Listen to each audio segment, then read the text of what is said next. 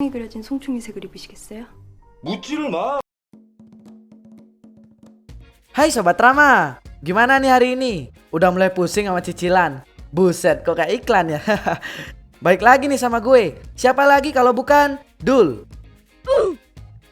Nah, kali ini gue akan membawakan alur film yang the best banget dari Korea. Film ini berjudul The Handmaiden. Tapi film kali ini gue bagi jadi 2 part ya, soalnya lumayan panjang. Untung aja seru. Film ini menceritakan tentang seorang putri kerajaan yang mempekerjakan pelayan wanita untuk dirinya. Tapi di sini dia nggak tahu jika pelayan wanita tersebut bersekongkol sama seorang cowok penipu. Nah, kira-kira apa ya yang bakal terjadi sama mereka bertiga? Oke deh, sebelum ke videonya, mending kalian semua nih subscribe Duls. Nah, setelah itu baru deh loncengnya ya. Oke deh, kita mulai ya ke videonya. Ya udah, gue Dul, selamat menonton.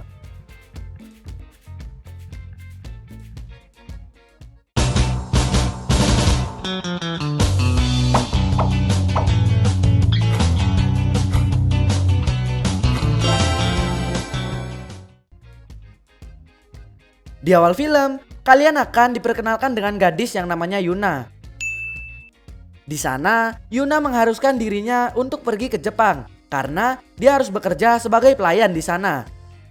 Gak lama kemudian, dengan berat hati, Yuna pun meninggalkan tempat asalnya. Karena perjalanan yang lumayan jauh, Yuna pun tertidur di sana. Nah, gak lama kemudian, Yuna pun terbangun karena dia udah sampai. Yuna pun bertemu nenek-nenek di sana. Dia adalah pelayan yang udah lama bekerja di Jepang. Setelah itu, Yuna diajak keliling rumah tersebut buat belajar menjadi seorang pelayan. Oh ya, nama pemilik rumahnya adalah Hideko. Setelah perkenalan rumah, Yuna diberikan tempat tidur yang tidak layak.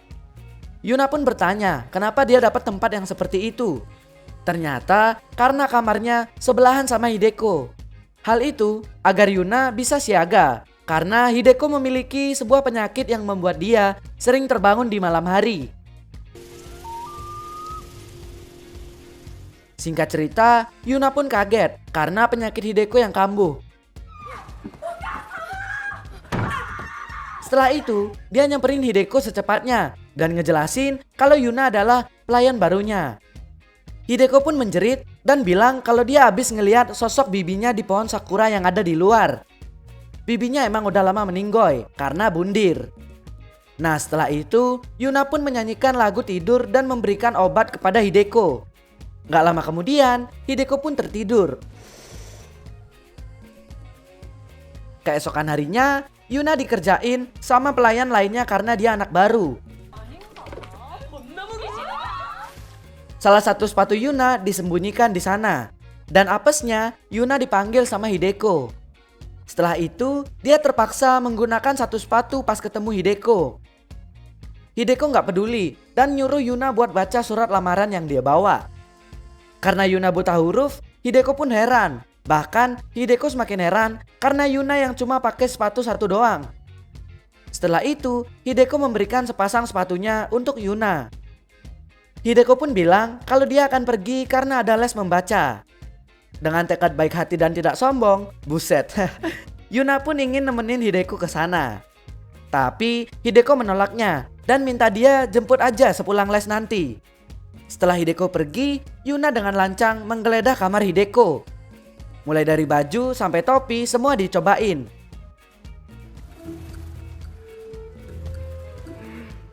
Nah, singkat cerita, Yuna pun menjemput Hideko di perpustakaan. Tapi sesampainya di sana, Yuna kaget kalau ada ular. Untungnya ada paman Hideko yang menyelamatkannya. Singkat cerita, ada seorang pangeran yang akan datang ke rumah Hideko. Namanya Fuji. Yuna pun memandikan Hideko. 놓고 애기씨를 씻겼대요. Pas lagi gosokin giginya Hideko, ya di sini adalah harta karun yang bisa kalian lihat di full filmnya. Jos kan, dos pokoknya rek. Gak lama kemudian, Pangeran Fuji pun datang ke sana. Hideko yang udah dandan cakep pun senang karena kedatangan Fuji. Setelah itu, Fuji nggak sengaja ngelihat muka Yuna yang asing di sana. Kemudian, entah kenapa, Fuji memberikan sebuah koin ke Yuna. Singkat cerita, Yuna yang lagi ngelayanin Hideko dipanggil sama Fuji.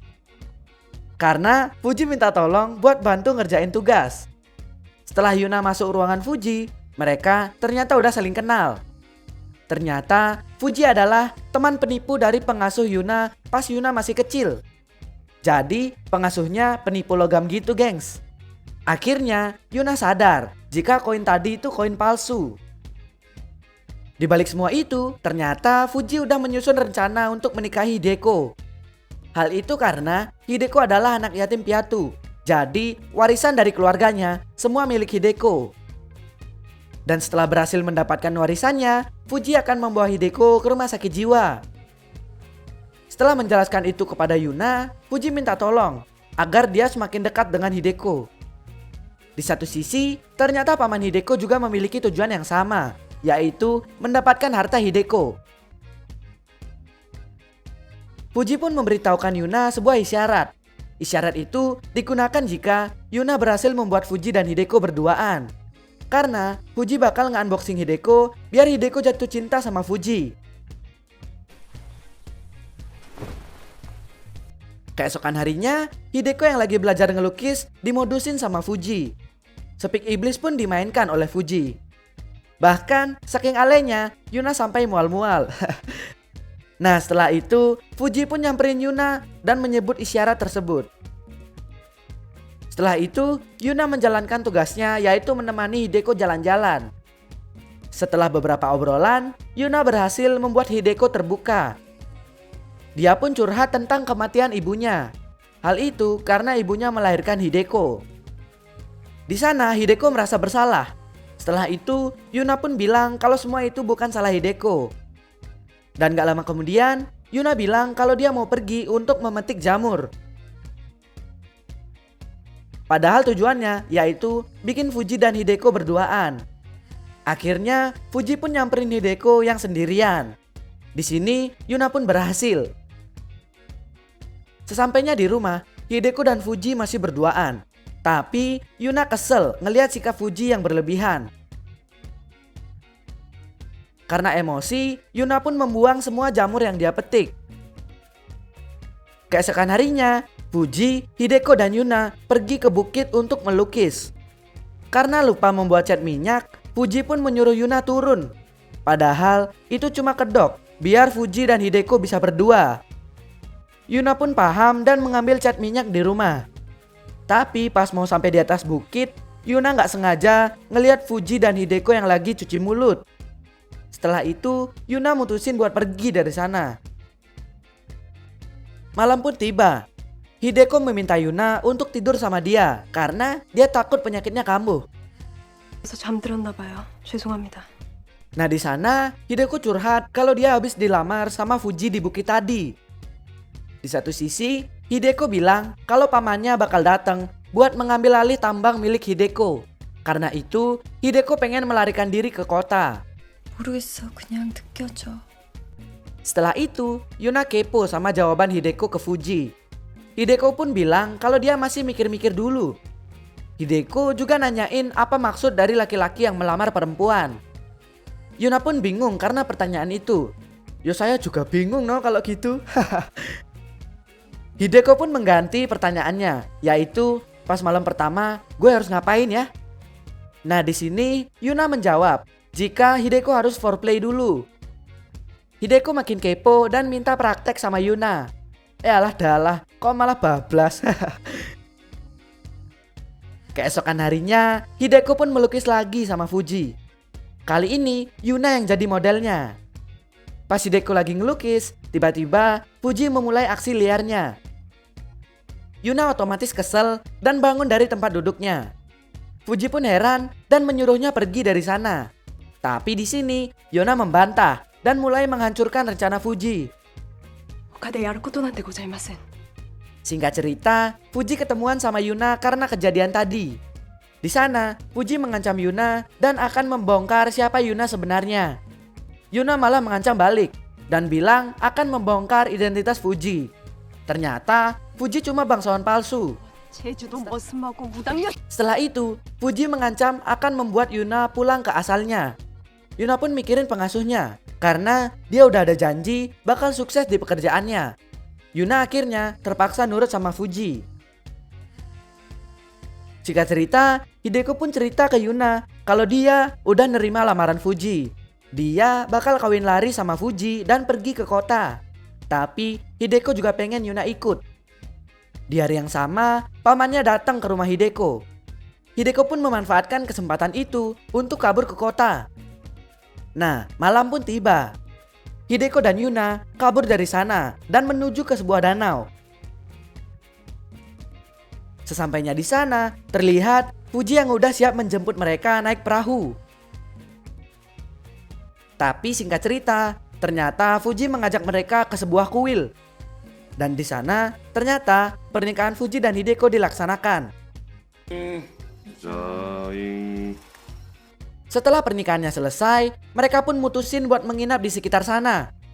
Dan di sana, Yuna yang habis nyiapin tempat tidur Hideko disuruh keluar sama Fuji. Karena mereka akan melakukan absen sunnah Rasul di malam pertama. Keesokan harinya, Yuna melihat bercak darah suci milik Hideko. Nampaknya Hideko sudah tidak suci. Seminggu kemudian, terlihat Hideko yang kesehatannya lagi drop. Yuna pun menyuruh Fuji membawanya ke rumah sakit jiwa.